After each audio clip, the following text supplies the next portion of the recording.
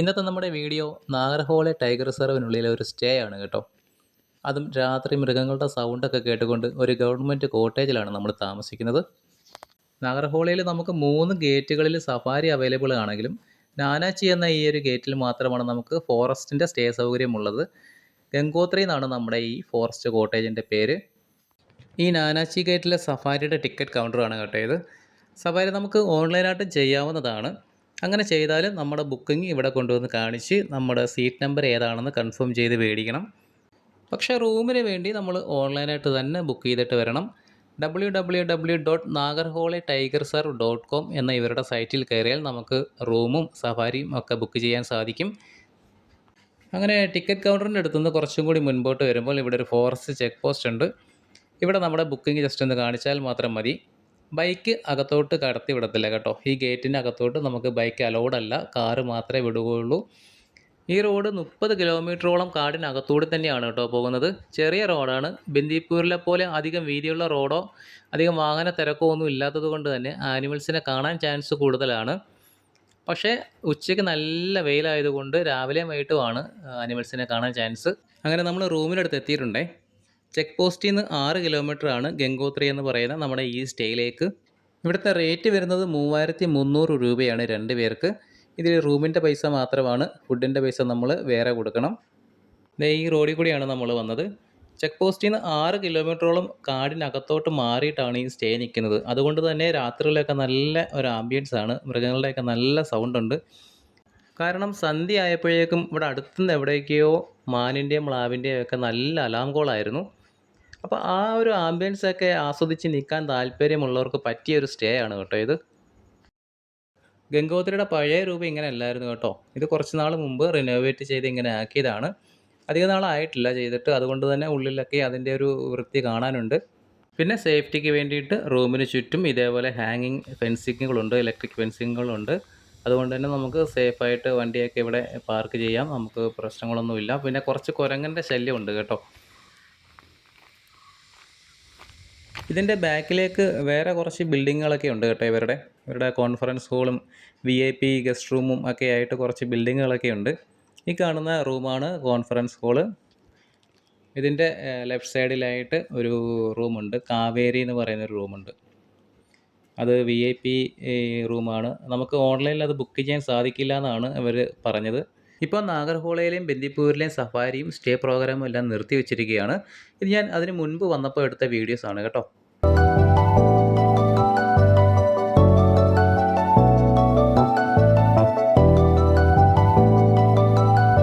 ഇത് ഈ കാണുന്നതാണ് കാവേരി എന്ന് പറഞ്ഞ കോട്ടേജ്. ഇത് നമുക്ക് ബുക്ക് ചെയ്യാൻ സാധിക്കില്ല, ഗസ്റ്റിന് വേണ്ടിയിട്ട് മാറ്റിയിട്ടേക്കുന്നൊരു കോട്ടേജാണ്. ഇതിൻ്റെ ഫ്രണ്ടിലാണ് നമ്മുടെ ഫോറസ്റ്റ് റേഞ്ച് ഓഫീസ് ഉള്ളത്. ഈ കാണുന്നതാണ് ഫോറസ്റ്റ് റേഞ്ച് ഓഫീസ്.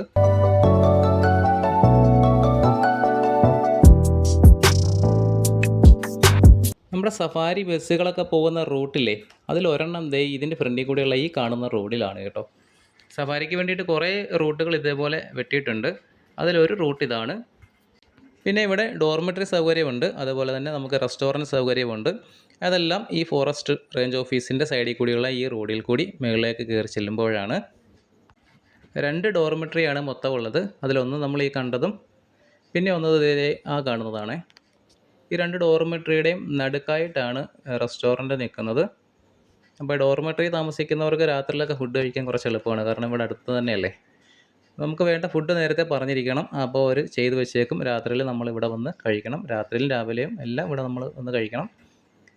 പിന്നെ എല്ലാ ഐറ്റമൊന്നും കിട്ടില്ല. ഇവരുടെ ഒരു മെനു ഉണ്ട്, അതനുസരിച്ചുള്ള ഫുഡാണ് കിട്ടുന്നത്. വെജ് മാത്രമേ ഉള്ളൂ കേട്ടോ. ഇവിടെ ഒരു മെനു ഉണ്ട്. ഇതിൽ കാണുന്ന ഐറ്റംസേ നമുക്ക് കിട്ടുള്ളൂ. ഫുഡ് ടേസ്റ്റ് ഒരു കർണാടക ടച്ചുള്ളൊരു ടേസ്റ്റാണ്. പിന്നെ റേറ്റ് ഒരു ആവറേജ് റേറ്റ്, അധികം കൂടുതലായിട്ടില്ല. പുലിയേയും കടുവയൊക്കെ പിടിക്കാൻ ഉപയോഗിക്കുന്ന കൂടുകളാണ്. കുറേ എണ്ണം ഉണ്ട് കേട്ടോ, വലുതും ചെറുതുമായിട്ട്. ഈ ഡോർമെറ്ററിയുടെ പുറകിലായിട്ടിരിക്കുന്നതാണ്. ഇനി നമുക്ക് കോട്ടേജിൻ്റെ ഉൾവശം ഒന്ന് കയറി കാണാം. അപ്പോൾ കയറി വരുമ്പോൾ കാണുന്നൊരു ചെറിയ ഹോളാണ് കേട്ടോ. 2 റൂമിൻ്റെ 2 ബാൽക്കണി സെപ്പറേറ്റ് കൊടുത്തിട്ടുണ്ട്. ഈ ഹോളിൻ്റെ 2 സൈഡിലായിട്ടാണ് ആ ബാൽക്കണിയുടെ ഡോറ്. ഇതേ ഈ കാണുന്നത് ഒരു ബാൽക്കണിയാണ് കേട്ടോ, ഒരു റൂമിൻ്റെ. ഇത് മറ്റേ റൂമിൻ്റെ ബാൽക്കണി. ഇവിടുന്ന് അകത്തോട്ട് കയറുമ്പം ഒരു ഡൈനിങ് ഏരിയയാണ്. പക്ഷേ നമ്മൾ റെസ്റ്റോറൻറ്റിൽ പോയിട്ടാണ് ഫുഡ് കഴിക്കുന്നത്. ദേ ആ കാണുന്ന ഡോറിനകത്താണ് ഒരു റൂം. ഇതാണ് അടുത്ത റൂം. അപ്പോൾ നമുക്ക് റൂമിൻ്റെ അകം ഒന്ന് കാണാം. അധികം വലിപ്പമില്ലാത്തൊരു ചെറിയ റൂമാണേ. 2 സിംഗിൾ ബെഡ് ഇട്ടിട്ടുണ്ട്. പക്ഷേ ചെറുതാണെങ്കിലും അത്യാവശ്യം നീറ്റായിട്ട് തന്നെയാണ് ഇട്ടിരിക്കുന്നത്. ഞാൻ പറഞ്ഞല്ലോ, റിനോവേറ്റ് ചെയ്തിട്ട് അധികം നാളാവാത്തത് കൊണ്ട് തന്നെ ഉള്ളത് നല്ല വൃത്തിയായിട്ടാണ് അവർ ഇട്ടേക്കുന്നത്. പിന്നെ എടുത്ത് പറയാനായിട്ടതായ ഒരു ടേബിൾ മാത്രമേ ഉള്ളൂ.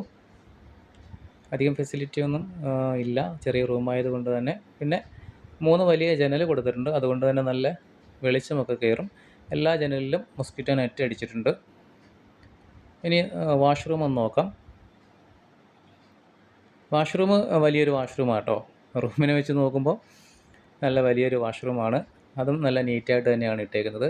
പിന്നെ വാട്ടർ ഹീറ്ററൊക്കെ ഉണ്ട്, കുഴപ്പമില്ല. അപ്പോൾ ഇതൊക്കെയാണ് നമ്മുടെ റൂമിൻ്റെ വിശേഷങ്ങൾ. ഇനി ഇവിടുന്ന് പുറത്തോട്ട് വരുമ്പോൾ നമ്മുടെ ബാൽക്കണിയുടെ അറേഞ്ച്മെൻറ്റ്സ് ഒന്ന് കാണിച്ചു തരാം. ഈ വലതുവശത്തെയാണ് നമ്മുടെ റൂമിൻ്റെ ബാൽക്കണി. അപ്പോൾ ഡോറ് തുറന്ന് കയറുമ്പോൾ ഒരു വിശാലമായ ബാൽക്കണി കേട്ടോ. നല്ല സൗകര്യമുള്ള ബാൽക്കണിയാണ്. പിന്നെ 2 സൈഡിലും ഗ്രില്ലിട്ടിട്ടുണ്ട്. കുരങ്ങൻ്റെ ശല്യം ഉണ്ടെന്ന് നേരത്തെ ഞാൻ പറഞ്ഞായിരുന്നല്ലോ, അതുകൊണ്ടായിരിക്കണം ഗ്രില്ലിട്ട് നല്ല സേഫാക്കിയിട്ടുണ്ട്. നിങ്ങൾ പുറത്ത് പോകുമ്പോൾ ഈ ബാൽക്കണിയുടെ ഡോർ അടയ്ക്കാൻ പ്രത്യേകം ശ്രദ്ധിക്കണം. ഇല്ലെങ്കിൽ കുരങ്ങൻ ഇതിനകത്ത് കയറിയിട്ട് ഇവിടുന്ന് റൂമിലേക്ക് ഒരു ഓപ്പണിംഗ് ഉണ്ട്, ഒരു ജനൽ. ആ ജനലിൽ കൂടി കുരങ്ങനകത്ത് കയറും റൂമിനകത്ത്. അടുത്ത റൂമിൻ്റെ ബാൽക്കണിയാണ് കേട്ടോ ഇത്. അതും കൂടി ഒന്ന് തുറന്ന് നോക്കാം നമുക്ക്. ഇതും മറ്റേ ബാൽക്കണി പോലെ തന്നെ നല്ല സൗകര്യമുള്ള ഒരു ബാൽക്കണി. 2 സൈഡും ഇവിടെയും ഗ്രില്ലിട്ടിട്ടുണ്ട്. ഗ്രില്ലിട്ടേക്കുന്നുണ്ട് നമുക്ക് സേഫായിട്ടിരിക്കാം കേട്ടോ. കുരങ്ങനൊക്കെ കയറുമെന്നുള്ളൊരു പേടി വേണ്ട. ഇതുവഴി ഡോർ അടച്ചിട്ടിരുന്നാൽ മതി. പിന്നെ ഈ ബാൽക്കണിയുടെ ഒരു പ്രത്യേകത എന്ന് പറഞ്ഞാൽ ഈ ഗ്രില്ലിൻ്റെ ഇടയിൽ കൂടെ നമ്മൾ നോക്കുമ്പോൾ കാണുന്നത് കാടിൻ്റെ സൈഡിലോട്ടാണ് കൂടുതലും വ്യൂ കിട്ടുന്നത്. പക്ഷേ മറ്റേ റൂമിൻ്റെ എന്ന് പറഞ്ഞാൽ നമ്മുടെ ഫോറസ്റ്റ് റേഞ്ച് ഓഫീസിൻ്റെയും നമ്മുടെ ആ ഡോർമെട്രിയുടെയൊക്കെ ആ സൈഡിലോട്ടാണ്. ഇത് പക്ഷേ ഫുള്ള് കാടിൻ്റെ സൈഡിലോട്ടായതുകൊണ്ട് നമുക്ക് കുറച്ചും കൂടി ഒരു ആംബിയൻസ് കിട്ടും. ഇനി ഈവനിങ് സഫാരിക്ക് പോകാനുള്ള പരിപാടിയാണ്. നമ്മൾ ഓൺലൈൻ ബുക്ക് ചെയ്തിട്ടുണ്ടായിരുന്നു. ബുക്കിംഗ് കെയർ ടേക്കറെ കാണിച്ചാൽ വണ്ടി ഇവിടെ നിർത്തി തരാനുള്ള എല്ലാ അറേഞ്ച്മെൻറ്റ്സും പുള്ളി ചെയ്തു തരും. സഫാരിയിൽ നമ്മൾ ആദ്യം കണ്ടത് ദേ ഈ ആനക്കൂട്ടത്തെയാണ് കേട്ടോ.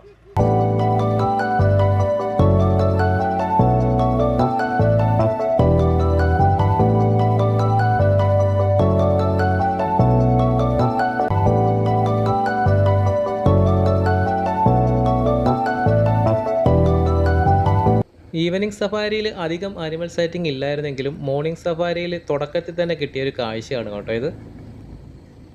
ഒരുപാട് കാട് യാത്രകളും സ്റ്റേയും ഒക്കെ നടത്തിയിട്ടുണ്ടെങ്കിലും എൻ്റെ ആദ്യത്തെ കരടിയുടെ സൈറ്റിംഗ് ഇതായിരുന്നു കേട്ടോ.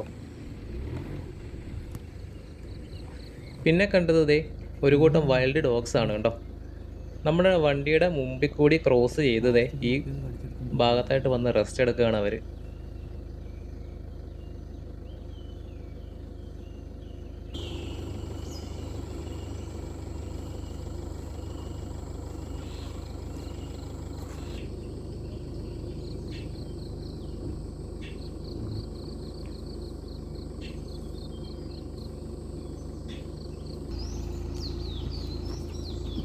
അപ്പോൾ നാഗർഹോളയുടെ വീഡിയോ ഇവിടെ അവസാനിക്കുകയാണ്. പുതിയൊരു വീഡിയോയുമായിട്ട് ഉടനെ വരുന്നതാണ്. Thank you.